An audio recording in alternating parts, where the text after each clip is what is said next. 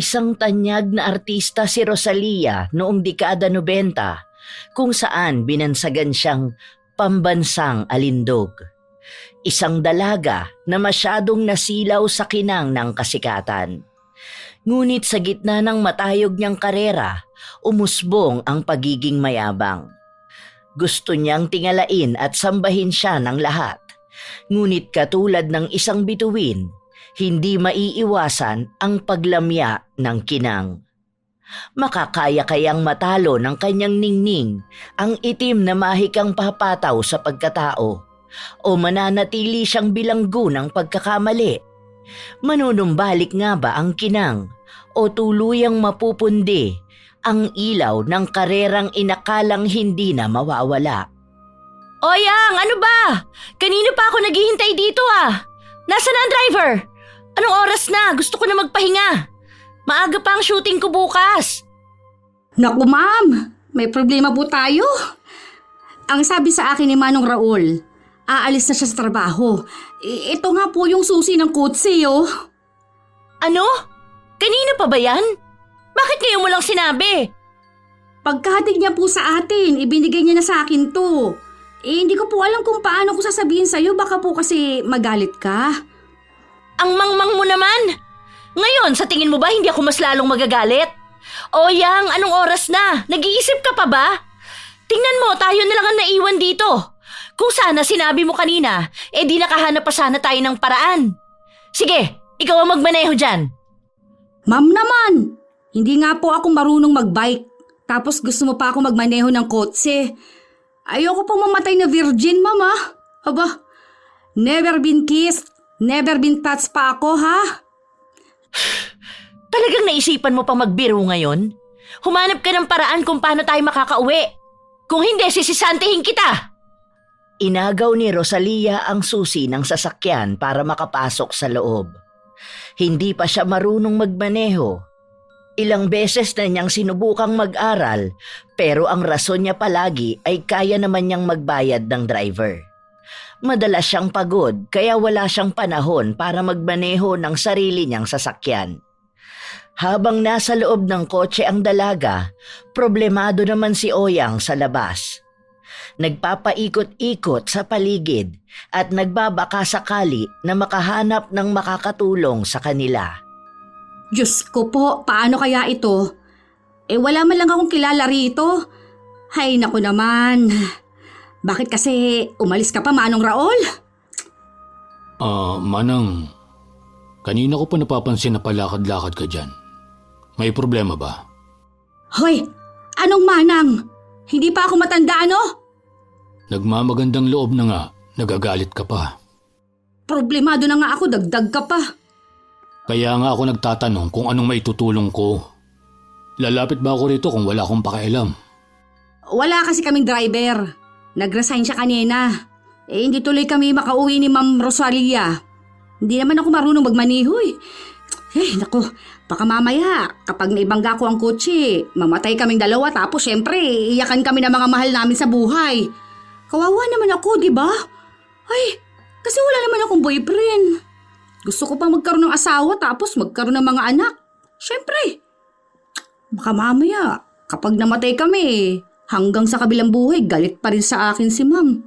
Tapos, sisisihin niya ako kung bakit kami namatay. Ang dami niya pa namang palabas ngayon. Tapos sa sunod na linggo, may press conference pa siya. Paano na yan? Teka nga. Isa-isa lang naman. Ang tining ng boses mo ang sakit sa ulo. Sige, wala kayong driver. Kailangan nyo na maghahatid sa inyo pa uwi, yun ba? Oo, kasi malamang. Shh! Huwag ka nang magdagdag ng sasabihin. Kung ano-anong sinasabi mo eh. Sige, ganito na lang. Ako na lang ang magmamaneho sa inyo para makauwi kayo. Si Rosalia yung amo mo, diba? Yung ST Princess. Yung bida sa haplos ng pagnanasa. Oo, siya nga. Talaga? Sige. Ako na lang ang magmamaneho sa inyo para makauwi kayo ng ligtas. Talaga? Ihatid mo kami? Ay, ikaw ha? Siguro crush mo ako, ano? Ay, ayaw mo ako mamatay na virgin? Kadiri ka naman. Kilabutan ka naman sa mga sinasabi mo. Sus! Alam ba yung mga ganyan? Marami nga nagsasabi na magkamukha kami ni Ma'am Rosalia. Mas maputi lang siya sa akin, no? Pero siguro, mga 5 hilod lang, pwede na rin ako maging bold star. Tingin mo ba bagay sa akin yon? Maghubad-hubad lang sa camera tapos ka-eksena ko yung mga pogi na artista Napangiwi lang ang binata dahil sa sinabing yon ni Oyang. Nagpatuloy pa ang asaran nila at nagmadali lang silang kumilos nang marinig ang sigaw ni Rosalia. Isang sikat na artista si Rosalia. Binansagang pambansang alindog dahil sa sunod-sunod niyang mapang-akit na pelikula kung saan hayagan niyang ibinabalandra ang kanyang hubad na katawan. 2 taon pa lang siya sa industriya, ngunit naging maugong na ang kanyang pangalan. Maganda ang hubog ng kanyang katawan. Malaki ang dibdib at halos 1 dangkal lang ang bewang. Makinis ang kanyang balat at maputi. Isa sa dahilan kung bakit mabilis niyang nakuha ang atensyon ng mga kalalakihan. Dahil maliban sa kanyang mapang-akit na katawan, hindi maikakaila ang ganda niyang taglay. Matangos ang ilong, maliit ang labi, at mapang-akit ang mga mata. Ang sabi pa ng iba, sa mga mata pa lang niya ay nalulunod na sila sa alindog niyang dala. Maging ang mahaba niyang buhok ay nagbibigay ng buhay sa kanyang kabuuan. Maraming kalalakihan ang nagkakandara pa sa kanya at isa na roon si Delphine. Palaging nakasunod ang binata kung saan man siya magpunta. Sa katunayan, alam ng binata ang pag-alis ng driver niya dahil nakausap niya ito bago umalis si Manong Raul. Kumuha lang siya ng pagkakataon kung paano niya magagawang lapitan ang pinapantasyang idolo. Pagdating nila sa bahay, agad na pumasok si Rosalia sa loob, kasunod ang kanyang alalay.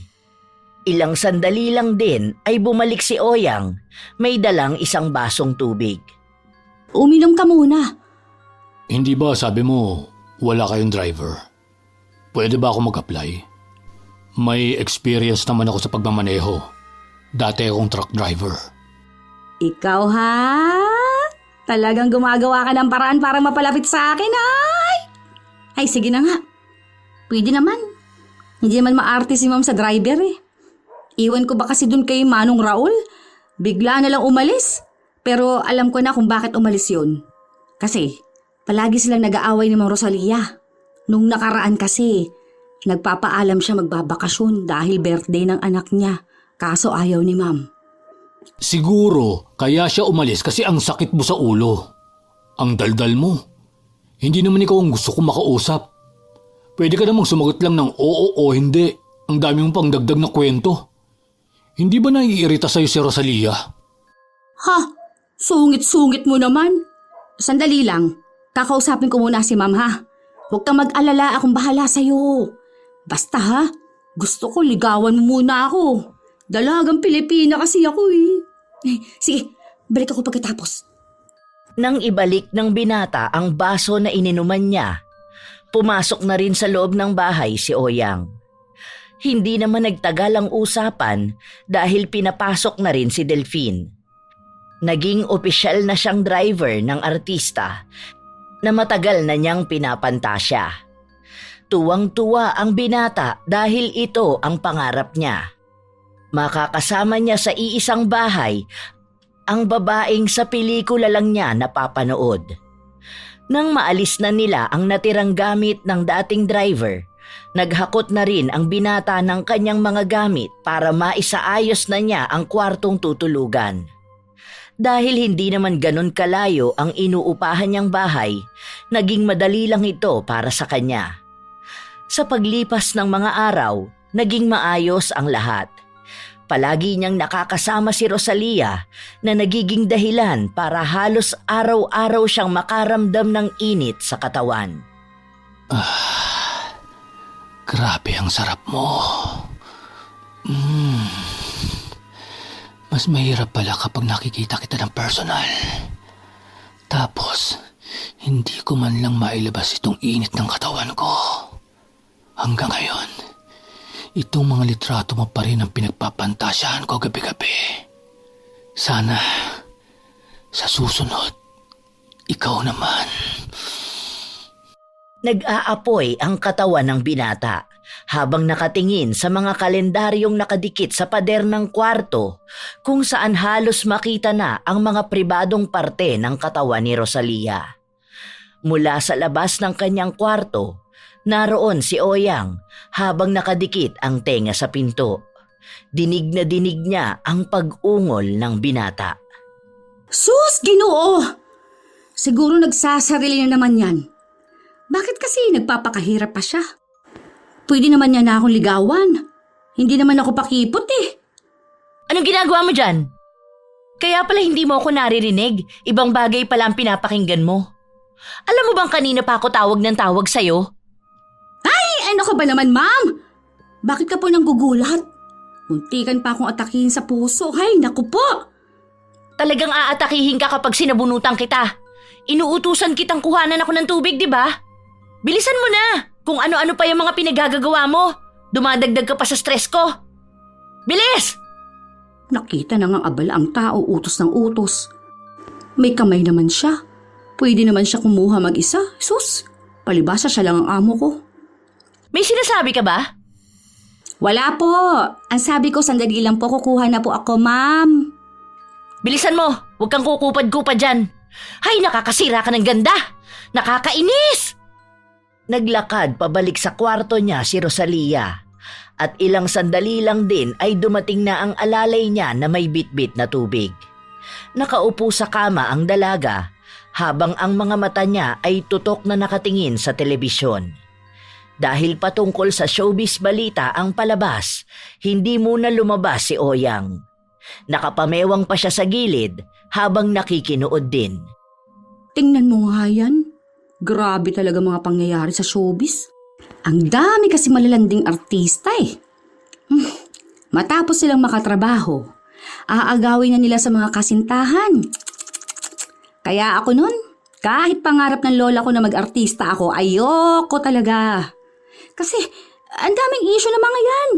Tapos, ang gagaling pa manghuli ng mga chismis siyang si Christopher Min.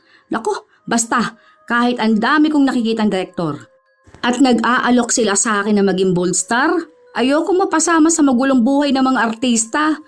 Ayos na sa akin na maganda lang at simple. Ayan oh, tingnan mo. May blind item na naman sila. Scarlett na nabuntis ng kapwa niya artista. At may asawa na yung lalaki. Nakakaloka.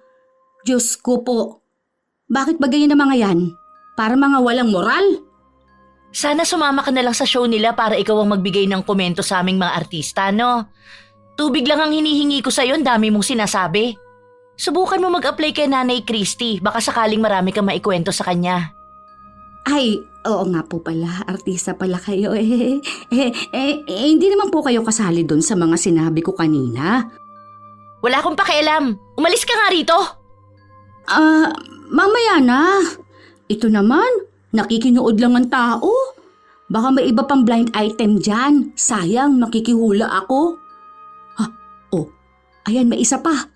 Isa pang starlet na bida ngayon sa isang pelikula na huling nakikipaghalikan sa isang direktor para masigurado na magkakaroon pa siya ng maraming proyekto. Nakakaloka. Grabe naman yun. Ang lalandi talaga ng mga yan. Clue, katunog ng bulaklak ang pangalan. Bulaklak ang pangalan.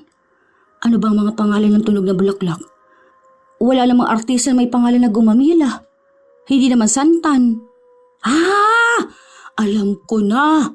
Rusian. Panigurado ako. Rusian. Rusas. Ma'am, ikaw yan ano? Ikaw lang may Rus sa pangalan mo. Rusas as in Rosalia. Alam mo, Oyang, isa na lang. Ikaw na ang masasama sa blind item. Pero sa TV Patrol ka mababalita. Lumabas ka na sa kwarto ko. Pinapainit mo lalo ang ulo ko eh.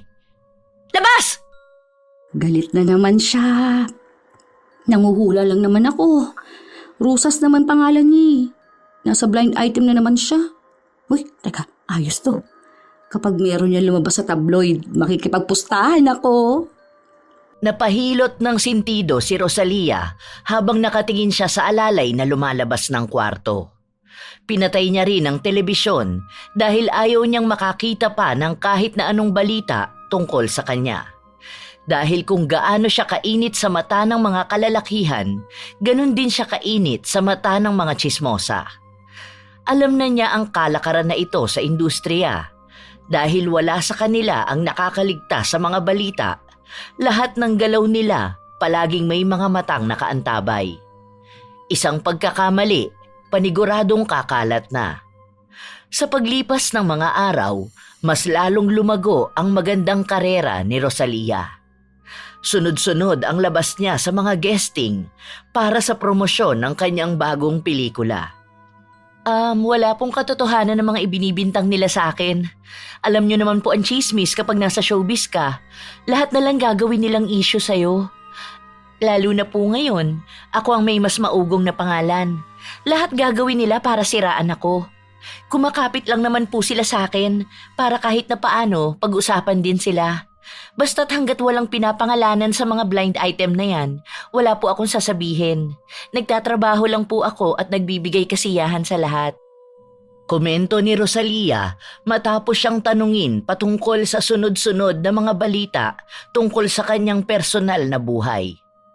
Ilang beses din siyang tinanong tungkol sa kanyang buhay pag-ibig at sinabi na walang ibang lalaki sa buhay niya. Dahil mas gusto niyang paligayahin ang marami kaysa sa iisa. Mas kinatuwa naman yon ng mga tagahanga niya, lalo na ng driver niyang nakaabang lang sa isang gilid habang pinapanood siya. Nang matapos ang pagbibigay niya ng panayam, umuwi na rin sila. Grabe naman sila sa iyo, ma'am. Bakit ba ang hilig nilang makialam sa buhay ng ibang tao? Dahil ba artista ka, lahat na lang ng ilalabas nila tungkol sa kamalian mo? May mga sarili naman silang buhay. Bakit ganun pa? May bago na namang blind item sa inyo, ma'am, oy. Tingnan mo to. Kabibili ko lang ng dyaryo. Ang sabi rito, Hindi ba sabi ko sa'yo wag mo nang pakialaman yan? Hindi naman yan makakaapekto sa career ko. Mas nakakasira ka pa ng mood kesa sa mga balita na yan. Sino ba naman ang hindi masisira ang mood kung ganyang mukha ang makikita mo araw-araw? masaya ka pa talaga? Parang hindi ka nagpapantasya sa akin Hindi lang ako lumalabas sa pelikula pero muntikan na ako maging bold star Tinanggihan ko lang si Direk kasi ayoko ipakita sa lahat ng katawan ko Hindi ko linya ang pag-aartista. Kung si Ma'am Rosalia, pambansang alindog, siguro ikaw, kung naging parte ka ng ST Film, ikaw ang disgrasya ng bayan. Aba, loko ka! Pwede bang tumahimik na kayo? Gusto ko magpahinga. Masakit ang ulo ko. Pasensya na, ma'am. Yang kasing alalay mo masyadong ilusyonada. Akala mo naman maganda. Nang makarating sila sa bahay, nagpunta sa pool ang dalaga para magpahupa ng kanyang inis. Masyadong maraming tinanong sa kanya ukol sa naging isyu niya sa isang direktor. Kahit nasabihin niyang hindi siya naaapektuhan, malaki ang mawawala kung sakali man na makapaglabas ng ebidensya na magpapatunay sa sikretong relasyon nila ng direktor. Lalo pa at may asawa ang naturang lalaki. Hindi maaaring masira ang ilang taon niyang paghihirap dahil lang sa isang issue. Ma'am, baka gusto niyo. Ako ang nagluto niyan kanina. Ilapag mo na lang yan. Iwan mo na ako. Baka gusto lang po niyo ng kausap. Kanina ko pa po kasi napapansin na wala kayo sa mood. Dahil po ba yan sa mga issue na lumalabas tungkol sa inyo? Hayaan niyo lang sila, ma'am. Kasi kahit na anong gawin nila, hindi naman kayo basta mawawalan ng ningning. Kayo ang pinakasikat na artista ngayon. Alam niyo po ba na yung unang pelikula niyo, yung Linamnam ng Katas ng Pinya, Isa ako sa nakipila noon sa Commonwealth. Simula po noon, lahat na ng mga palabas nyo, palagi ko nang inaabangan. Kompleto rin po ako ng koleksyon ng mga kalendaryo at magasin na mayroong mukha nyo. Mayroon pa nga po akong nakalagay sa wallet ko. Kasi ma'am, kayo ang pampaswerte namin. Alam ko naman na hindi ako mawawala sa industriya. Aba, malaking pera din ang nakukuha nila sa akin. Kaya kapag nawala ako, mawawalan sila ng kikitain. Kaya nga lahat ng gusto ko nakukuha ko dahil pabor sa akin ang lahat. Isa pa, wala naman yung mga kasabayan ko o yung mga naunahan kong artista. Mga basura silang lahat. Mga pinipilit na lang magkaroon ng screen time kahit mga laos na. Kaya nga po gusto nila mapabagsak ka. Basta kami, palagi kaming nakasuporta sa inyo. Lahat ng mga susunod niyong palabas, panonoorin ko talaga. Pero wala pa po ba kayong nobyo ngayon? Hay nako, wala akong panahon dyan. Masyado akong abala sa buhay ko. Nakatago ang ngiti ng binata. Lalo pa at alam niyang maaaring may pagkakataon siyang mas mapalapit sa kanyang pantasya. Para bang umaayon sa kanya ang panahon dahil simula nang makapasok siya sa buhay ni Rosalia bilang isang driver, naging mas malaki ang pagkakataon na may mamagitan sa kanila. Kinabukasan, maagang nagising ang binata. Lumabas siya saglit upang bumili ng bulaklak at naghanda para magsimulang ligawan ang pambansang alindog. Hala, ano yan? Bakit may mga rosas kang dala? Hoy, ikaw naman. Para ka namang tanga dyan. Para ba sa akin yan? Salamat ha. Ikaw talaga, pinakikilig mo na naman ako. Nililigawan mo na ba ako? Ano ba? Masyado pa maaga. Ilang buwan pa lang tayo magkakilala. Huwag namang ganito, huy. Hindi ako mabilis makuha, ha? Alam mo, maganda ang gising ko, huwag mong sirain. Tumabi ka nga dyan. Huwag mo itong hawakan, baka malanta pa ito. Matulad pa sa'yo. Ang mahal-mahal ng bili ko rito eh. Grabe na naman. Oh, para pala kanino yan? Para kay Ma'am Rosalia. Liligawan ko siya. Liligawan mo? Bakit mo naman yung gagawin? Malamang, dahil gusto ko siya. Bakit ba nililigawan ng isang babae? Di ba dahil gustong maging nobya? Gising na ba siya?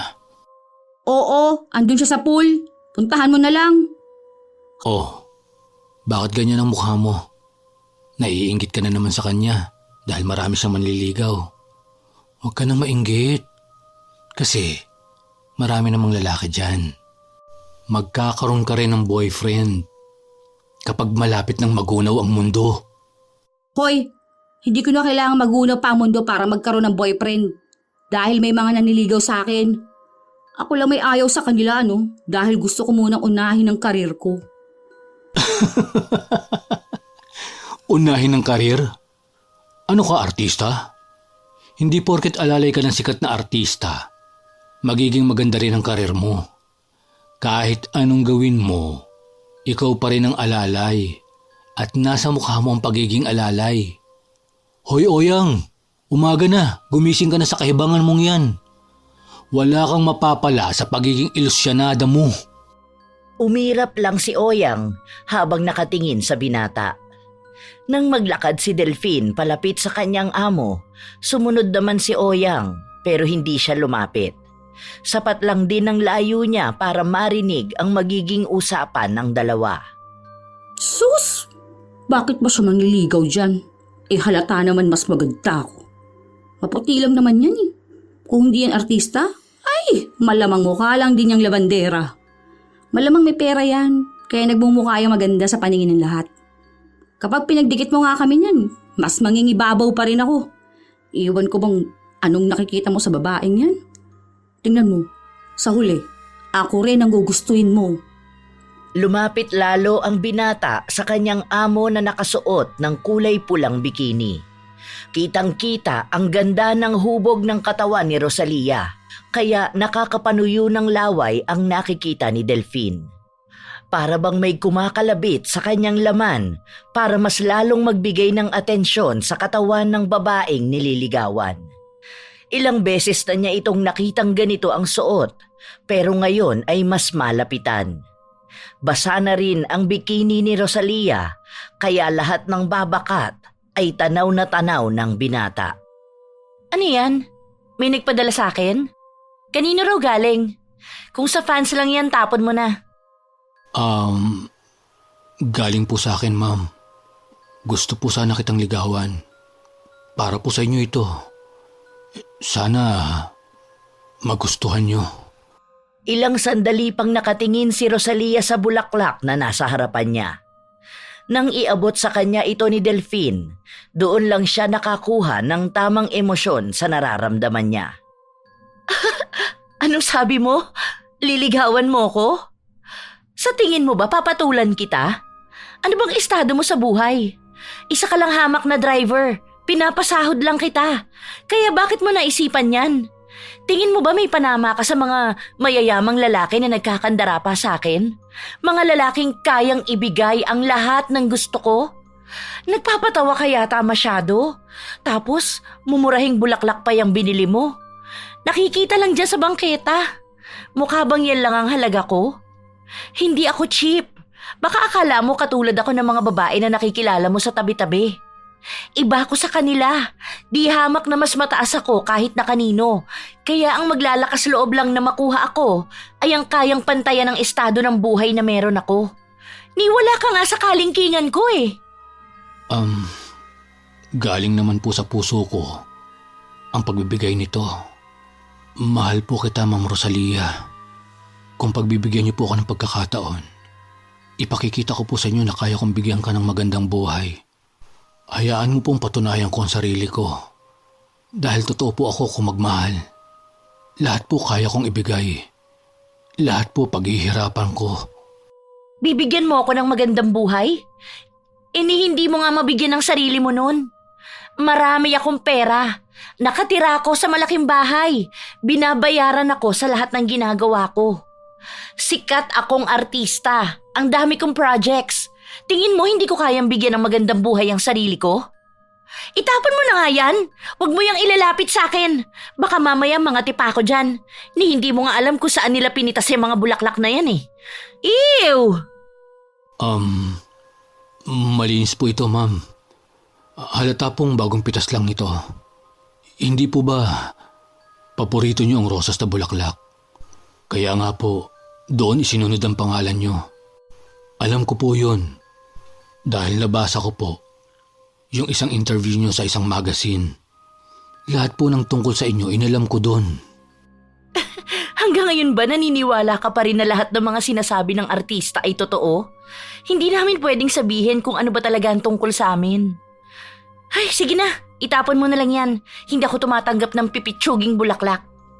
Naiwan si Delphine habang hawak ang bulaklak na hindi man lang hinawakan ng kanyang amo. Nakaramdam siya ng pagkapahiya kahit na sila lang naman ang nasa loob ng bahay. Hindi naman ito ang unang beses na tinanggihan siya ng isang babae. Pero mas masakit lang ito dahil maraming sinabi sa kanya si Rosalia na nagpababa ng tingin niya sa kanyang sarili. Para bang sinampal sa kanya ang katotohanan na isa siyang putik na nagmamahal ng anghel sa langit. Na wala siyang karapatan na mahalin dahil wala siyang kayang patunayan sa sarili. Ilang sandali pa ay lumapit sa kanya si Oyang na may mapang-asar na mukha. Mas lalo siyang nakaramdam ng inis dahil ginagawa siyang katatawanan. Sabi sa'yo eh. Kung sa akin ka nalang kasi lumapit, hindi ka pa napahiya ng ganyan. Hindi ka naman kasi sasagutin niya ni ma'am. Ang dami niyan manliligaw. Pati nga yung kaeksina niya sa Hiram na Magdamag. May gusto sa kanya eh. Si Dante Marquez na yun ha. Sa akin ka nalang kasi. Huwag ka na kay ma'am. Tayo magkalibil lang tayo. Iba yun sa kanya eh kasi mataas yun. Pwede ba, Oyang, layuan mo ko? Para ako naiengkanto kapag nakikita kita. Masama na nga ang loob ko sa pagtanggi sa akin ni ma'am tapos ganyan kasamang mukha pa ang makikita ko. Kung hindi ka ba naman nagdadala ng malas sa buhay ko? Hoy! Magkaparehas lang kami ng ganda ni Ma'am Rosalia ah. Kung artista ako, baka hindi yan sikat. Maganda rin ang katawan ko, no? Maliit lang ang dibdib ko pero pwede na to. Kung gusto mo, takpan lang ng picture ni Mama mukha ko. Marami naman sa magazine pwede natin gupitin eh. Kayang-kaya kong gayahin yung sikat niyang eksena. Yung pinapaliguan siya ni Dante Marquez sa Hiram na Magdamag. Ay, sa ulado ko yon kasi andoon ako nung ginagawa nila yung eksena. Paborito kong palabas yun. Gusto mo ng ganong eksena? Papaliguan kita. Sige, tara! Papaliguan kita ng kabao ko. Umalis ka nga dyan. Ang pangit ng mundo ko kapag kaharap ka. Nakangiwi lang si Oyang habang nakatingin sa binata na nagmamadaling umalis sa harapan niya. Kahit anong pilit niya, ayaw pa rin sa kanya ng binata. Wala naman siyang nakikitang mali sa kanyang sarili. Marahil ay baliw lang si Delphine sa ideya na kasama niya sa iisang bahay ang isang sikat na artista. Bakit ba mas gusto nila kay Ma'am Rosalia? Mas maganda naman talaga ako kaysa sa kanya. Mga bulag talaga sila. Sabi nga sa akin ng nanay ko, sobrang ganda ko, lalo na nung bata ako. May gusto nga raw kumuha sa akin para gawing model sa Amerika eh. Hindi lang siya pumayag. Iwan ko ba sa kanila? Ay, sinasayang nilang ganda ko. Sa paglipas ng mga araw, hindi tumitigil si Delphine na ligawan ang kanyang idolo. Gusto niyang ipagpilitan ang sarili na kapag nakita ni Rosalia ang sinseridad niya bilang manliligaw, bibigyan siya ng pagkakataon. Pero wala pa ring nangyayari. Lahat ng ginagawa niya ay tinatanggihan lang ni Rosalia. Hindi naaalis ang pagitan nila sa isa't isa bilang amo at isang hamak na driver. Hala, late na tayo nakarating, ma'am. Magagalit na naman sila niyan sa atin. Hayaan mo silang magalit. Wala naman silang magagawa eh. Eksena ko to at ako ang bida. Kaya darating ako sa taping kung anong oras ko gusto. Matuto sila maghintay sa sikat dahil mas mahiya naman sila kung ako pang maghihintay sa kanila, no? Habang naglalakad ang dalawa palapit, sumigaw na ang isang veteranong artista na kasabayan ni Rosalia sa eksena. Higit 3 oras na kasi silang naghihintay sa kanya na dumating. Pinagsabihan siya nito na dapat ay maging profesional siyang katrabaho, lalo na at hindi lang sa kanya nakalaan ang kanilang mga oras. Marami pang eksena na dapat makuhanan at marami rin silang pupuntahan. Dahil sa huli siyang nakarating, maraming nasayang na oras sa kanilang lahat. Matuto ka maghintay ha? Ayoko sa lahat yung minamadali ako. Kung ayaw mong pinaghihintay ka, mag-quit ka. Total, hindi ka naman nasikat. Nakikisabay ka lang sa akin para maibalik yung laos mong career. Paano? Hindi ka naman kasi magaling na artista. Mukha kang tood kung umakting. Ang tagal pang lumabas ng luha. Nagalit ang veteranong artista at sinabihan siyang masyadong mayabang. Wala pa raw siyang napapatunayan sa industriya. Isa pa rin siyang baguhan na masyadong nasisilaw sa kasikatan. Wala pa siya sa kalingkingan ng mga artista na nilalait niya. Hindi pa niya naaabot ang tagal ng kasikatan na meron sila. Pinagsabihan din siya na baka masyado siyang nabubulag sa sarili niyang ningning. Baka sa susunod ay magulat na lang siya kapag napundi na ang liwanag na yon. Alam kong hindi ako mawawala sa industriya. Ako lang ang bumubuhay sa mga pelikula, no? Hindi niyo ba pansin? Sa akin ang mata ng mga tao. Sa akin sila baliw na baliw. Kaya ano yung pinagsasasabi mong baka mapundi? Bata pa ako. Marami pang darating na magandang oportunidad sa akin. Huwag mo igaya ang karir ko sa pundido mong ningning. Matanda ka na kasi. Wala nang magkakandara pa sa ganyang kakulubot na katawan. Nagkainitan sila ng veteranong artista. Hanggang sa inaawat na lang sila ng direktor at sinabing kaysa nag-aaksaya sila ng oras sa pag-aaway, simulan na lang nila ang eksena para matapos na sila. Pinilit na lang ng kaeksena ni Rosalia na kumalma dahil sa kabastusang ginawa ng dalaga. Pinagsabihan lang ulit siya na baka ang kayabangan niya ang maging dahilan ng pagbagsak niya balang araw. na sa buhay pag-aartista, hindi nila alam kung hanggang kailan sila sikat. Dahil kung gaano sila kabilis na nagningning, maaaring mabigat na paglagapak din ang mararanasan nila. Ngunit hindi nakinig si Rosalia. Ilang artista na rin kasi ang nagsabi sa kanya noon. Pero para sa kanya, walang hanggan ang kasikatan na tinatamasa niya. Wala pang kahit sino ang isinilang para tapatan siya. Bakit ang daming inggit na inggit sa akin? Hindi ko naman kasalanan na sikat ako. Hindi ko rin kasalanan na maganda ako. Mas maganda sa kanilang lahat. Hindi lang nila kayang magkaroon ng ganitong katawan. Tapos parang ako pa yung may mali. Alam mo ba, ma'am? Narinig ko kanina. Sabi ng matanda mong kasagutan na dapat ipaalam sa iba kung anong ugali mayroon ka. Hindi ka naman daw magaling na artista at bobita ka rin. Baka daw yung utak mo napunta sa suso mo. Puro ka lang naman daw pakita ng katawan eh. Halatang inggitera sila, ma'am. Panigurado ako lalabas na naman tong balita na to sa tabloid. May blind item ka na naman. Baka ano yan, isang bold star. Nakaaway ang bitiranong artista. Wala naman akong pakialam sa kanila. Mamatay sila kakachismis sa akin. Hindi naman nila ako kaya. Kahit ilang issue pa ang gawin nila, hindi nila kayang pabagsakin ang isang tulad ko. Tama. Walang tatalo sa'yo ha. Ikaw pa rin ang number 1 na bold star sa buong Pilipinas. Alug-alugan mo lang silang suso mo mahihimatay na sila sa inggit. Nagsimula na ang pag-arte nila para sa bagong ilalabas na pelikula. Sa hindi inaasahan, nagtagal ang pagkuha ng mga eksena. Inabot sila ng madaling araw dahil ilang beses na nagkamali ang kaeksena ni Rosalia. Mangilang beses silang nagpaulit-ulit at nagbigay ng oras para mabigyan ng panahon ang beteranong artista na makapagbigay ng magandang acting sa harap ng kamera. Hindi pa ba ito matatapos? Gusto ko na magpahinga. Ang sakit na kaya ng katawan ko. Last na to ha. Kapag nagkamali pa yung matanda na yan, aalis na ako. Hindi ko kasalanan na bobo yan mag-memorize ng linya. Ang yabang-yabang niyang sabihin na sikat siya nung kapanahunan niya at wala akong alam sa pagiging artista. Tingnan mo nga, simpleng linya na lang hindi pa makabisado. Walang kadating-dating kung magsalita sa harap ng kamera. Pagalit na sumagot ang beteranong artista.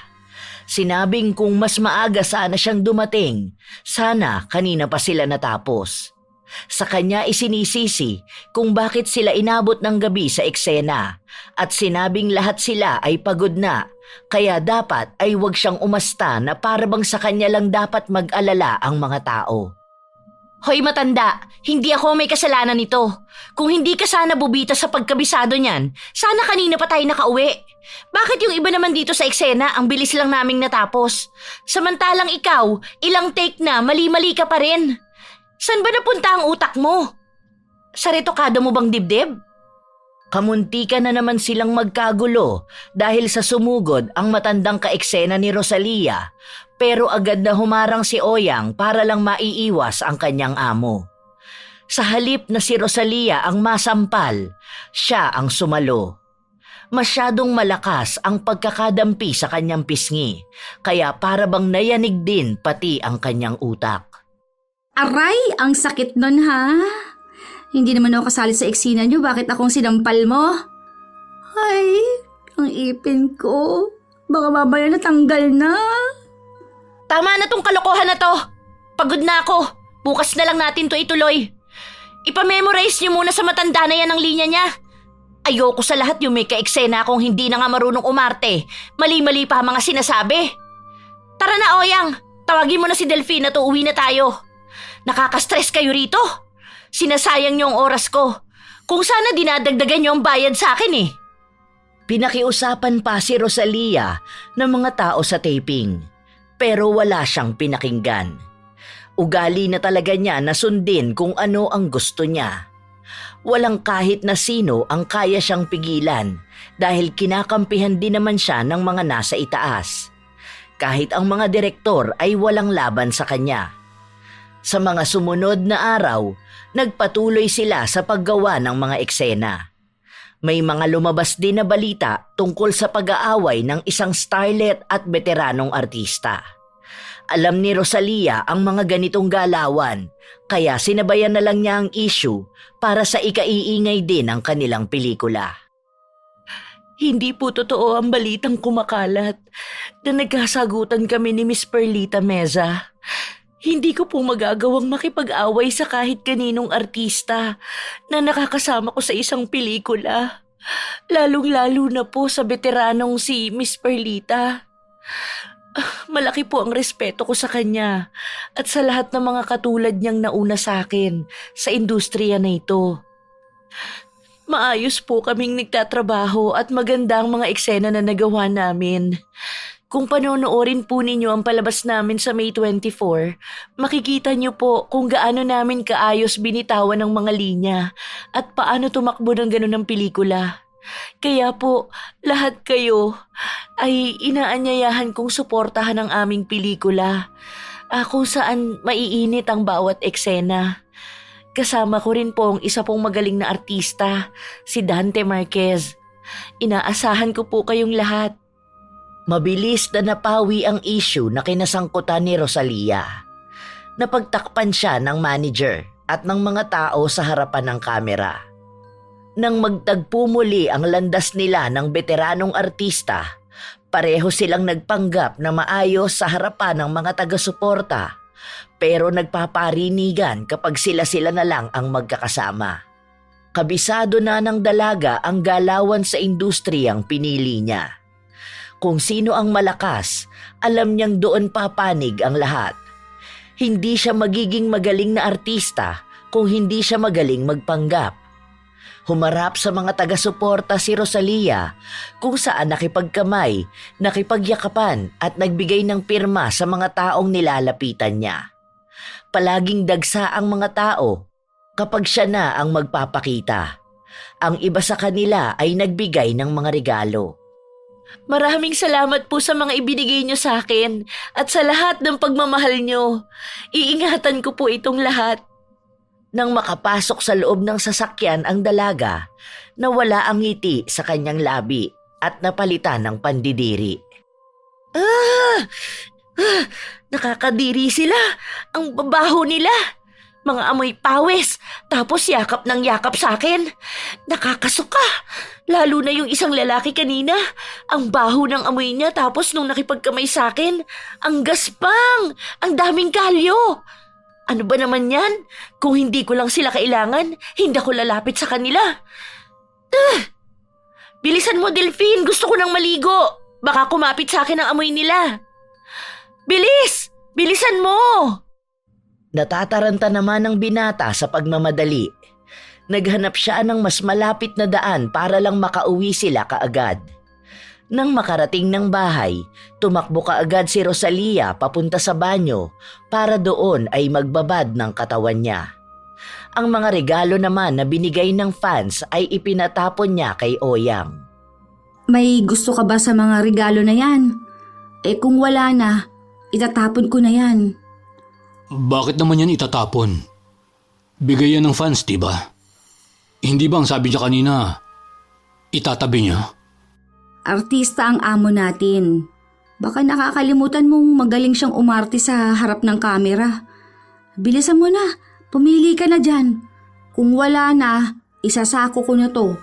Huwag ka na magtaka kasi simula pa nung ganyan na rin si ma'am. Ayaw niya nung mga simpleng regalo. Gusto niya yung bigay ng mga mayayaman. Hindi kumibo si Delphine. Tiningnan niya lang kung paano pagsamasamahin ni Oyang ang mga regalo para isako at itapon. Nanghihinayang siya dahil naisip niya na ang mga bigay niya noon kay Rosalia ay maaaring itinapon na rin. Pero wala siyang pakialam. Ang mahalaga sa kanya ngayon ay kasama na niya ang idolo at mahal na mahal niya ito. Kahit na anong ugali pa ang nakikita niya. Sa mga sumunod na araw, naging maayos ang lahat. Sunod-sunod ang naging paglabas ni Rosalia dahil sa bago niyang iniendorso na alak. Ang lakas ni Mang Rosalia sa mga tao. Puro siya ang laman ng dyaryo. Ang dami ding nag-aabang doon sa alak na iniendorso niya. Pati ako, makikiagaw talaga sa kalendaryo. Namamangha ka na naman. Tapos busted ka na naman kapag niligawan mo. Hindi ka kasi marunong pumili ng babae. Hindi na ngayon. Dahil alam kong napapansin na niya ako. Tinatanggap na nga niya ang binibigay kong pagkain para sa kanya. Isa lang ang ibig sabihin nun. May chance na ako. Para yun lang? Ako naman ang umuubos sa mga pagkain na bigay mo. Tingnan mo nga ah. Ako lang ang nag-aabang sa'yo. Hindi ka pa magpasalamat dahil ang isang gaya ko nagkakagusto sa'yo. Paanong hindi ikaw ang uubos? Patay gutom ka. Kahit hindi naman sa'yo kinakain mo. Ayan ka na naman sa imahinasyon mong isa kang pambansang alindog. Hoy Oyang, iwasan mo na yung tama mo. Hindi na yun makabubuti sa'yo. Nasaan nga pala si Ma'am Rosalia ngayon? Siya na lang ang kakausapin ko. Baka bigla mo akong aswangin. Wala, sinundo ng mga kaibigan niya. Lalabas daw sila. Hindi ko alam kung anong oras siya uuwi pero hayaan mo na. Matanda naman na siya, kaya na niyang sarili niya. Tayo nga lang dalawa rito eh. Ano gusto mo gawin? Sige na, payag naman ako. Hindi na ako magpapakipot. Gusto mo ba yung kapareha sa sinamsam na rosas? Kaya ko yung eksena ni Ma'am dun ah. Tarantado ka ba? Kung ikaw si Ma'am Rosalia, kahit hindi mo pa ako tanungin kung anong gusto ko. Kung ikaw lang din naman, huwag na. Kawawa naman ako. Doon na lang ako sa kwarto ko pagpapantasya ng mga litratong nakadikit sa pader. Mas maayos pa yon dahil mukha pa rin ni Ma'am Rosalia ang makikita ko. Hindi ka ba nagsasawa sa mga litrato ni Ma'am? Kawawa naman yun. Puro kiniskis mo na eh. Ay, ang lagkit nga nun. Kadiri ka. Wala ka ng paki doon. Dahil kahit litrato lang niya, masarap na. Bakit ba baliw na baliw ka sa kanya? Dahil ba magandang katawan niya? Maganda ang mukha niya? Parehas lang naman kaming babae. Ako nalang gustuhin mo. Hindi na kita pahihirapan sa panliligaw. Kahit ngayon mo na ang kinin ng katawan ko, payag ako. Ayos ah. Parang bakal bote lang na naglalako. Ayoko nga sa'yo. Bakit hindi mo tignan ang sarili mo sa salamin para malaman mo anong pagkakaiba nyo? Teka, seryoso ka ba talaga na may gusto ka sa akin? Oo nga. Gusto nga kita noon pa. Kaso, hindi ko alam kung bakit si Ma'am Rosalia ang gusto mo eh. Porket artista lang siya. Hindi naman maganda ang ugali niya. Ako, maganda sa loob at labas.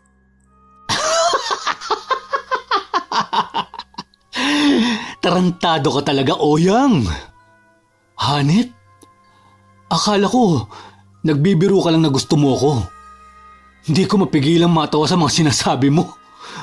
Kaya pala sunod ka ng sunod sa akin at naaabutan kita sa labas ng banyo kapag naliligo ako. Pinagpapantasyahan mo na pala ako. Siguro, ikaw yung nagnakaw ng brief ko na naiwan ko sa banyo, no? Bigla akong kinilabutan sa pandidiri sa'yo. Hindi naman kasi kita magugustuhan, Oyang. Ito sa totoo lang, hindi ka kasi maganda. Ang dami mong malalaking tigyawat sa mukha. Tapos yung buhok mo parang pugad ng ibon. Ang liit mo na nga, ang itim mo pa. Mukha ka na kayang manang. Masyado kang losyang. Kung tutuusin, para kang ang nanay ni Ma'am Rosalia. Pasensya ka na. Hindi ko tipo ang mga ganyang babae. Pero hayaan mo. Kapag naging sikat ka na, ang ganyang mukha, malay mo, mapilitan akong ligawan ka. Pero kung sa ngayon, hindi mo mapapantayan si Ma'am Rosalia. Siya lang ang pinakamagandang babae sa balat ng lupa. Hindi ka papantay sa ganda niya. Kahit ano pang gawin mo. Isa ka lang kutong lupang inaapakan niya. Tandaan mo yan. Nasaktan si Oyang dahil sa sinabing yon ng binata. Dinamdam niya yon hanggang sa mga sumunod na araw. Hindi na rin niya masyadong pinapansin ang binata dahil nakakaramdam siya ng pagkailang kapag nadidikit siya sa balat ni Oyang. Isang beses, naabutan niya sina Rosalia at Delphine na nagtatawanan. Mas masakit yon para sa kanya, lalo na at napapansin niyang unti-unting nagkakalapit ang loob ng dalawa. Hindi ako papayag na magiging masaya kayo. Masyado na akong nasaktan sa mga nangyayari. Hindi na ako naging maganda sa paningininuman dahil lang malapit ako sa iyo. Kahit ang lalaking gusto ko, ayaw sa akin at nagkakandara pa sa iyo. Wala sa atin na magiging masaya. Maghintay ka lang, Rosalia ka. Makakapaghiganti rin ako. Lalo na sa mga pamamahiya mo sa akin sa harapan ng maraming tao. Hindi na ako makapagtimpi sa iyo. Matatalim ang mga tingin ni Oyang habang binabanggit niya ang mga salita na yon. Para bang may malaki siyang pahiwatig sa nais niyang gawin. Sa paglipas ng mga araw, naging abala si Rosalia, lalo pat maraming nakalinyang proyekto. Ihatid mo ako sa bahay ni na Dante, tapos umuwi na kayo. Bakit? Hintayin ka na lang namin. Para sabay-sabay na tayong umuwi. Baka mapahamak ka pa. Doon ako matutulog. Huwag niyo na ako sabayan, kaya kong umuwi bukas. Pwede naman ako magpahatid kay Dante. Bahala na kayo kung saan niyo gustong magpunta kapag naihatid niyo na ako. Doon ka matutulog? Bakit doon pa? Bahay ng lalaki yon. Anong gusto niyong gawin, ha? Nag-iisip ka ba? Ano na lang ang sasabihin ng media kapag nalaman nila yan? Alam mo naman na bantay sarado kayo. Ang daming issue na kinakaharap mo. Hindi ka pa umiwas? Bakit mo ako tinataasan ng boses? Anong problema kung doon ako matutulog? Wala kang pakialam kung anong gagawin ko sa buhay ko o kung sino ang lalaking makakatabi ko sa kama buong magdamag. Kung may gagawin man kami, wala ka nang pakialam doon. Baka nakakalimutan mo ang estado mo sa buhay ko. Driver lang kita, kaya wala kang karapatan na magtanong kung anong gusto kong gawin. Kahit sino pang lalaki ang makasiping ko sa isang gabi, huwag mo akong pakialaman. Wala kang karapatan na pagtaasan ako ng boses. Ayan, sinabi ko na kasi. Masyadong pinapakialaman ang buhay ni Ma'am. Hindi naman siya nobyo para magsalita ng ganyan. Narinig ko ang sinabi mo, Oyang. Ano bang pakialam mo rito? Hindi ka naman kasama sa usapan, di ba? Wala kayong dapat pag-awayan. Basta ibaba niyo ako sa bahay ni na Dante. Ako ang amo mo, ako ang masusunod sa gusto ko. Huwag kang umasta na may namamagitan sa ating dalawa dahil isa ka lang tauhan kong nababayaran ng pera. Hindi porket nakikipagtawanan na ako sa'yo, akala mo nakuha mo na ako. Hindi magbabago ang pagtingin ko sa'yo. Isa ka pa ring mababang uri ng lalaki na nagtatrabaho lang sa akin. Kaya huwag kang umasta na akala mo kung sino ka. Tandaan mo yan, Delphine. Driver lang kita, hindi nobyo. Hindi na nakapagsalita pa ang binata sa mga binitiwan ng kanyang amo. Sinampal siya ng katotohanan na walang nagbago sa pagtingin ni Rosalia. Isa pa rin siyang basura na kailanman ay hindi bibigyan ng halaga. Kahit na anong pilit niya sa sarili niya, hindi siya kailanman pipiliin ng babaeng mahal niya. Sinunod na lang ni Delphine ang utos ng kanyang amo. Ibinaba niya sa tapat ng bahay ni Dante si Rosalia at agad din silang umalis nang makapasok sa loob ng bahay ang dalaga. Pasensya na natagalan ako. Ano, nandiyan na ba sila? Tuwa ang tanging mababaka sa mukha ng dalaga habang nakikita ang mga kaibigan niya sa loob ng bahay. May mga nakalatag na kontrabando kung saan sila nakasalansan sa iisang lamesa para simulan ang bisyo nila. Kasama ni Rosalia ang ibang sikat na artista at mga nakatrabaho niya sa industriya. Sama-sama silang lumipad sa alapaap habang ginagamit ang ipinagbabawal na gamot. Ito ang ikatlong beses na ginawa ito ni Rosalia. Impluwensya na rin ng iba niyang kasamahan. Simula noong unang tikim, hinahanap-hanap na ito ng kanyang katawan na para bang kulang ang buhay niya kapag hindi siya nakakatikim nito. Ma'am, ayos ka lang ba? Kanina ko pa napapansin na nakatulala ka. Pwede ba? Kapag may napapansin ka sa akin, wag mo nang batiin. Ano naman kung nakatulala ako? Ma'am, nasa taping tayo. Kanina pa nagagalit si Derek kasi ilang beses ka nang nagkakamali sa mga linya mo. Ayos ka lang ba? Kasi kung hindi, Sasamahan na kita sa ospital, kaysa namang ganyan ka. Pwede bang lubayan mo ako? Baka mapatay lang kita. Ang sakit ng ulo ko at lahat ng tao sa paligid ko nakakabwisit. Umuwi na lang tayo. Ayoko muna mag-taping ngayon. Bilisan mo! Huwag kang tatanga-tanga! Kinausap ni Oyang ang direktor para sabihin na masama ang pakiramdam ni Rosalia kaya hindi niya magagawa ang eksena. Humingi rin siya ng dispensa dahil nasayang ang oras nila. Ngunit sinabihan ng direktor si Oyang na tatanggalin na sa eksena si Rosalia at hindi na siya ang magiging bida ng pelikula. Sa kadahilan ng ayaw nila ng ganyang klase ng artista. Hindi naman yon kaagad masabi ni Oyang sa kanyang amo, lalo na at lahat ng galaw ay kinagagalitan nito. Oyang! Nasaan na ang pinabibili kong pagkain? Ma'am, wala po ako mahanap. Anong oras na po? Sarado na po ang mga tindahan. Hindi po ba pwedeng bukas na lang po yan? Ipagluluto na lang po kita na ulam. Ano po bang gusto ninyo? Boba! Ikaw na probinsyana ka, ang tagal mo na rito sa Maynila, ang bobo mo pa rin. Hindi ka ba natututo? Wala kang kwenta. Sana hindi na lang kita kinuha sa lugar ninyo. Hinayaan na lang sana kitang mabulok doon habang kumakalahig ng lupa para lang may makain. Ay! Ma'am! Bitiwan niyo po ako! Aray! Ang sakit po ng sambunot ninyo sa akin, ma'am! Hanapin mo yung pagkain na pinapahanap ko!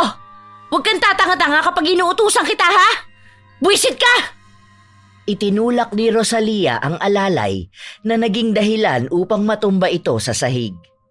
Umiiyak naman si Oyang dahil hindi niya alam kung ano ang kanyang gagawin. Ilang sandali pa, nakarinig sila ng pagkatok. Si Delphine ang nagbukas ng pinto at bumungad sa kanila ang binatang si Dante. Sinusundo nito si Rosalia. Isang bulong lang ang sinabi sa kanya at agad na rin siyang sumama. Hindi na nagtanong pa ang dalawa dahil baka mas lalo lang silang pagbuntungan ng galit ng kanilang amo. Muli na namang sasalang sa ipinagbabawal na gamot si Rosalia na hindi na mabitawan ng kanyang katawan. Sa paglipas ng mga linggo at buwan, napapadalas niya itong gamitin na mas nakakaapekto lalo sa kanyang karera. Nalasing sa kasikatan ang dalaga. Naging mas mayabang at inakala na lahat ng tao ay papabor sa kung ano ang gusto niya. Mas maraming inapakang tao at inaakala na palagi siyang titingalain hanggang sa dumating ang isang araw. Anong sinasabi niyo nga alisin niyo ako bilang bida? Akala ko ba para sa akin yung pelikula na yan? Tapos gusto niyo akong gawing alalay lang ng bida? Hindi ako papayag. Baguhan lang yan. Bakit ako magiging supporting actress? Kung hindi niyo ibibigay sa akin ang role, maghanap kayo ng papalit sa akin. Hindi ako pang pipitsuging role lang. Dahil sa mga salitang binitawan ni Rosalia, pinalabas siya ng studio sa kadahilan ng nakahanap na sila ng isang tao na ipapalit sa kanya. Mataas ang pride ni Rosalia, kaya sa halip na humingi siya ng dispensa sa ugaling inaasta niya, mas lalo pa siyang nagyabang. Sinabi niya pang hindi makakaya ng industriya na mawala siya sa linya, lalo na at siya lang ang nagbibigay ng buhay sa mundo ng pelikula. Ma'am, paano po yan? Ano na po mangyayari sa inyo? Pati po yung sa alak na iniindurso nyo, nagsabing hindi na sila magbibigay ng bagong kontrata sa'yo. Noong nakaraan, nakita kong inaalis sa mga litrato mong nakadikit sa mga tindahan. Nalalaos ka na ba, ma'am? Tanga-tanga ka talaga, no? Bakit kailangan mo pang dumagdag sa init ng ulo ko? Hindi ako malalaos dahil wala silang mahahanap na kasing galing ko. Hindi na sila makakakita pa ng artista na kayang gawin ang mga ginagawa ko. Kaya manahimik ka na dyan. Sinusubok lang nila kung hanggang saan ang kaya ko. Pero tandaan mo, lahat yan sila luluhod sa harapan ko para magmakaawa na bumalik ako. Nagtatanong lang naman ako, ma'am. Kasi may mga bagong artista ngayon. Ang gusto ng mga tao ay puro drama. Wala na nga gaanong nanonood ng mga bold. Parang narinig ko na medyo nililimitahan na nila ang paglabas ng mga ganong pelikula. Baka sa susunod niyan, ipagbawal na talaga. Hindi na kumibo pa si Rosalia. Nagmamadali siyang pumasok sa loob ng kwarto at doon siya nagsisigaw. Lahat ng gamit na mahahawakan niya ay pinagbabato niya dahil sa galit. Ilan na rin ang mga tinawagan niyang direktor. Mga nangako sa kanya noon na hindi siya hahayaang mawala sa linya ng telebisyon. Ngunit nang unti-unting nagbago ang timpla ng mga tao pagdating sa mga pelikula, tila ba natabunan ang kanyang ningning. Ang ibang mga kasabayan niyang artista ay nabigyan ng pagkakataon na magkaroon ng bagong linya sa drama, ngunit naiwan siya at ngayon walang gustong sumalo. Para bang isinulat lang sa buhangin ang pangalan niya. Parang ganun lang ito kadaling mawala sa isipan ng mga tao sa nagdaan na panahon. Habang nasa loob ng kwarto ang dalaga, nakarinig siya ng pagkatok sa pinto. Pwede bang iwan niyo muna ako? Hindi ba kayo nakakaintindi ng sinabi ko? Mga bobo! Nag-aalala lang kami sa nangyayari sa'yo, ma'am. Ayokong iwan ka mag-isa. Baka may masama kang gawin sa sarili mo. Pwede bang lubayan mo ko? Hindi kita kailangan! Hindi ko kayo kailangan!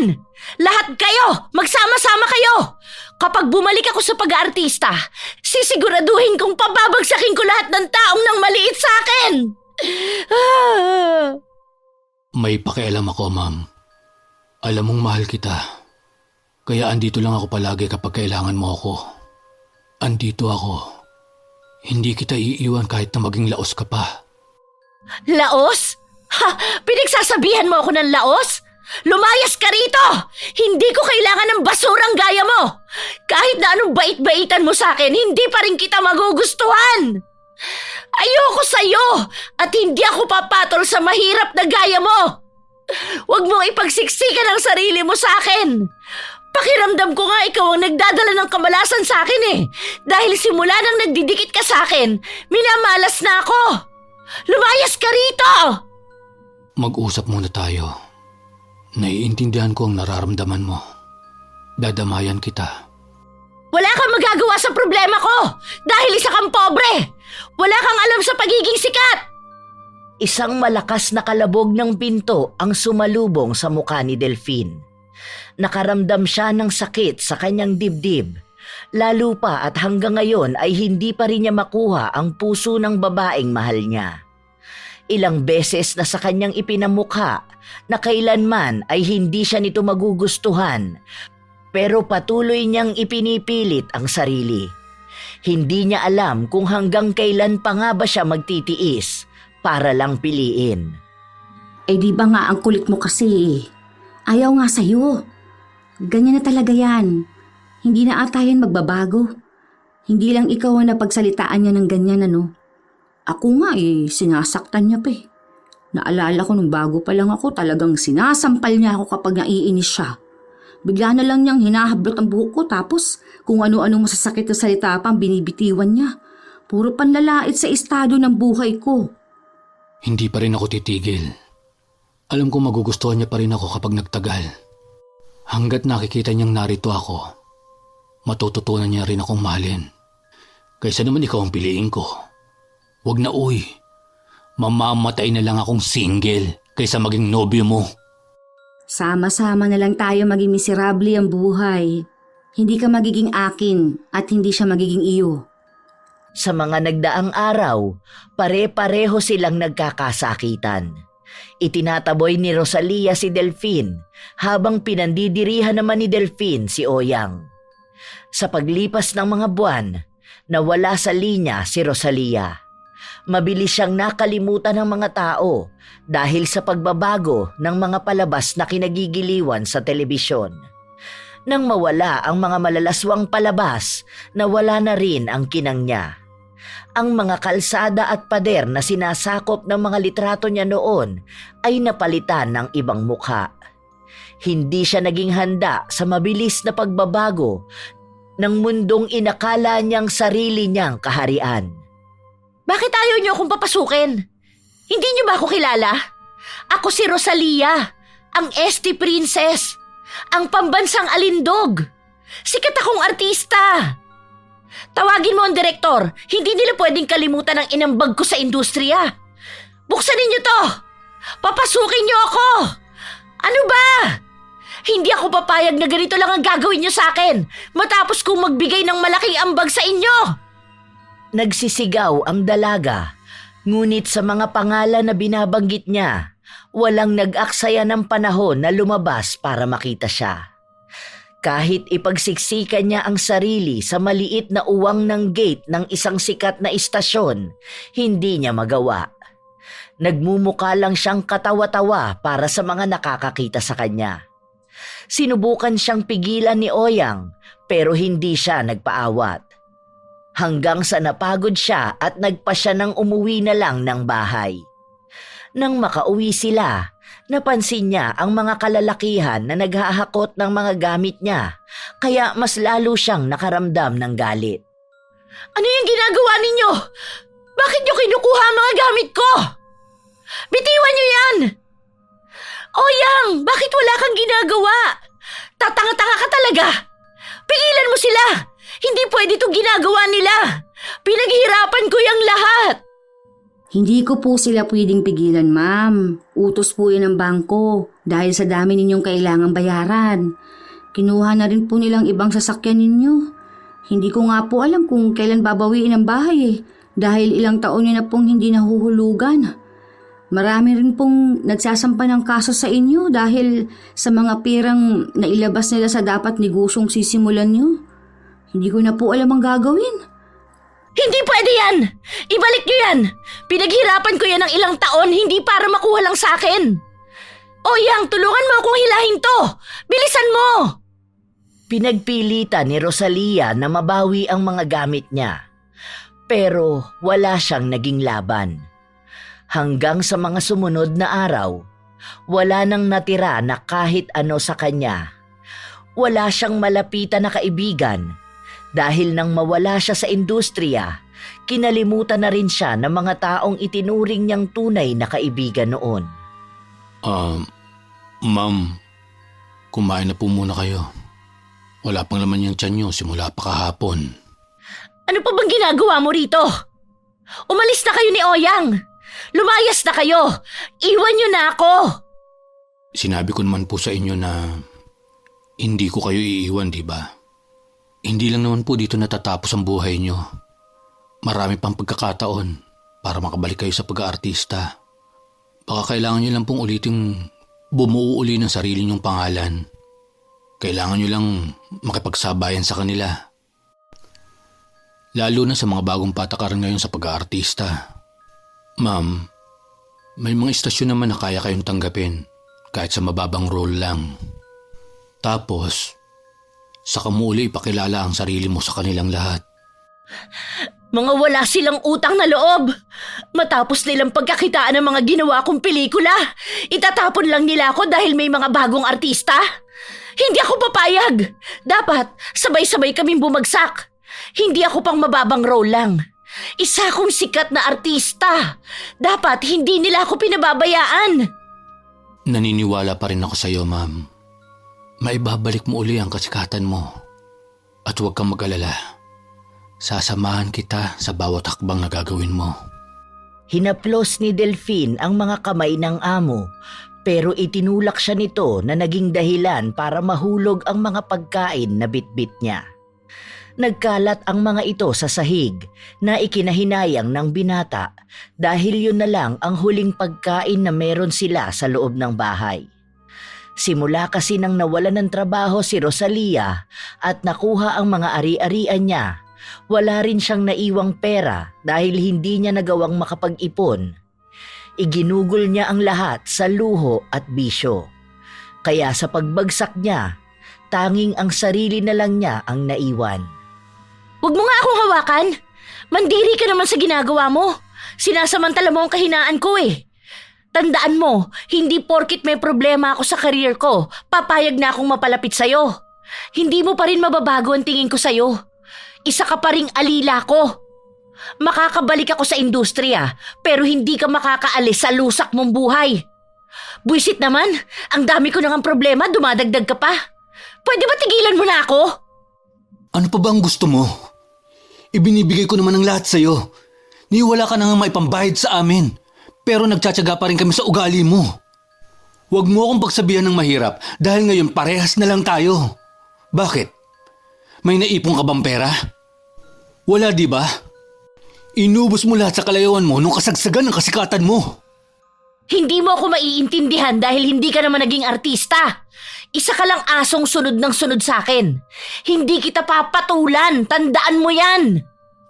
Napahawak sa panga ang binata matapos siyang sampalin ni Rosalia. Tumalim din ang mga mata niyang nakatingin sa dalaga. Umiigting ang panga niya habang pilit na pinipigilan ang sarili na sumabog sa galit. Nakakapagod intindihin ang ugali mo. Hindi ko alam kung ano na lang ang mangyayari sa'yo sa mga susunod. Sa paglipas ng mga araw, mabilis na naubos ang lahat kay Rosalia.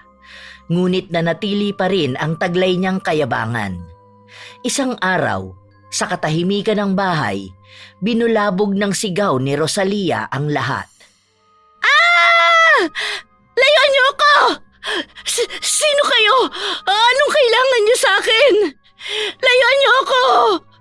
Tulungan niyo ako! May mga gustong manakit sa akin! Tulong! Nagkasalubong pa sina Delphine at Oyang sa pagtakbo.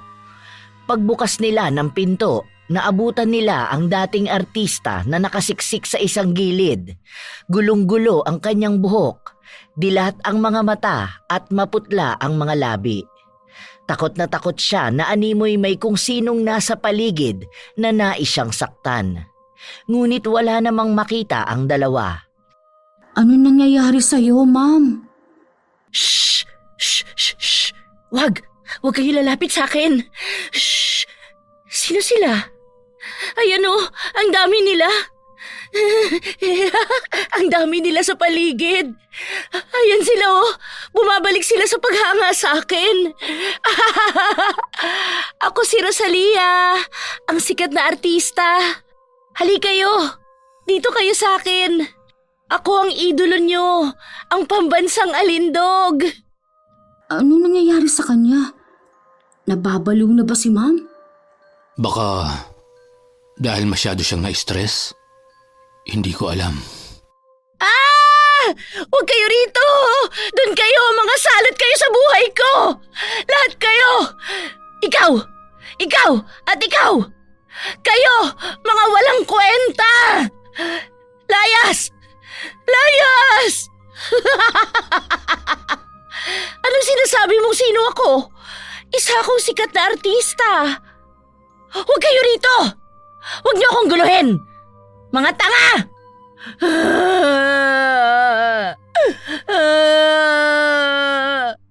Sikat pa rin ako, di ba? Ako ang pambansang alindog.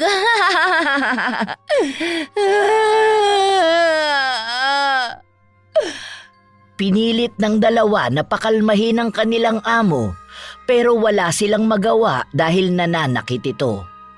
Sinubukan nilang humingi ng tulong sa mga kaanak ni Rosalia, pero wala sa kanila ang may kakayahan na tulungan siya. At sinabi nila na ang dalaga na mismo ang nagtakwil sa kanila noong mga panahon ng kasikatan niya. Kaya bakit sila mag-aaksaya ng panahon na alagaan siya? Ano na kayang gagawin natin sa kanya? Siguro ginagaba na siya Kasi kahit mga kaibigan niya hindi na siya kinikilala Lalo naman yung pamilya niya. Paano kasi noon, kapag sila ang lumalapit, pinagtatabuyan niya? Naalala ko pa, nagpunta sa kanyang kapatid niya at nangihingi ng pera. Sinipa niya ba naman palabas ng bahay? Siguro, ayan na yun. Binabawian na siya sa kasamaan niya. Naaawa pa rin ako sa kanya. Baka naman may kumukulam sa kanya kaya ganyan. May kumukulam sa kanya? Ay sus! Nagpapaniwala ka naman sa kulam na yan. Baka kamo nababaliw na siya sa kaiisip kung paano siya magiging sikat ulit. Nauwi sa kaunting diskusyonan ang nangyayari kay Rosalia. Ngunit wala naman sa kanilang dalawa ang makakasagot nun. Isang linggo ang lumipas. umugong ang balita patungkol sa nangyari sa kalagayan ng dating artista. Hindi lang siya nawala sa katinuan dahil ang dating ganda na ipinagmamalaki niya ay unti-unti na ring naglalaho. Nabalot ng tila bulutong na hindi gumagaling ang kanyang mukha. Parang nahulas na bangkay kung tawagin ni Oyang ang kinalabasan ng itsura ng dating artista. Meron din siya sa kanyang katawan na dahilan upang pandirihan siya ni Delphine. Aalis na ako bukas. May nakapagsabi sa akin na kukunin na tong bahay, kaya wala na tayong tutuluyan. O anong balak mo? Kukunin mo ba si Ma'am? Di ba pangarap mo siya? Ayan na oh, pwede mo na siya maging asawa. Kung noon oo, kukunin at aasawahin ko siya. Pero hindi na ngayon. Nakakadiri na nga madikit sa kanya. Mamaya, mahawa pa ako sa mga sakit niya sa balat. Oo nga pala. Kahapon napunta rito yung kapatid ni Ma'am. Ang sabi niya, galing daw sila sa isang albularyo. At ang sabi, may kumukulam daw kay Ma'am Rosalia. Puno raw ng galit ang tao na gumawa nun sa kanya. Halo ng galit at inggit. Oh, totoo ba? Sino daw? Wala siyang sinabi. Hindi raw alam kung sino. Pero panigurado raw na malakas ang pinagpagawaan ng ritual. Matagal na raw yun. Siguro mga 5 buwan na. Pero hindi lang daw ganun kadaling umepekto. Paunti-unti lang daw. Hanggang sa naging ganyan na. Kapag daw lumipas na ng ilang buwan, hindi na raw maaagapan pa. Ganun? Baka nga may malaking galit sa kanyang sino mang gumawa niyan. Hayaan mo na. Ang dami ba naman niyang nagawang mali sa iba eh. Tapos, hindi man lang niya nagawang humingi ng pasensya. Naging isang malaking misteryo ang tungkol sa naging kalagayan ni Rosalia. Hanggang sa tuluyang nagpakalayo-layo si Oyang at si Delphine naman ay namasukan sa ibang trabaho. Nang makuha ang bahay ni Rosalia, nagpakalat-kalat siya sa bawat kalye ng Kamaynilaan. Kung saan-saan siya napadpad, walang lumalapit, walang tumutulong. Ang dating bituin na tinitingala at nakakasilaw ang pagkinang ay isa na lang bato sa lupa na walang pumapansin. Sa paglipas ng ilang taon, ilang dekada at pagpapalit-palit ng henerasyon, nanatiling kwento ang kasikatan ng isang artista na minsang inakala na walang hanggan siyang kikilalanin ng mundo. Simula na umalis ako sa kanila, hanggang ngayon ay hindi ko pa siya nakikita. Ang huli kong balita sa kanya ay nang mapanood ko siya sa isang video sa YouTube, kung saan may isang vlogger ang nakahanap sa kanya sa lansangan. Ilang taon na siyang wala sa pag-iisip, nilalayuan dahil sa mga sugat niya sa katawan na hindi na naalis at hindi na rin gumaling.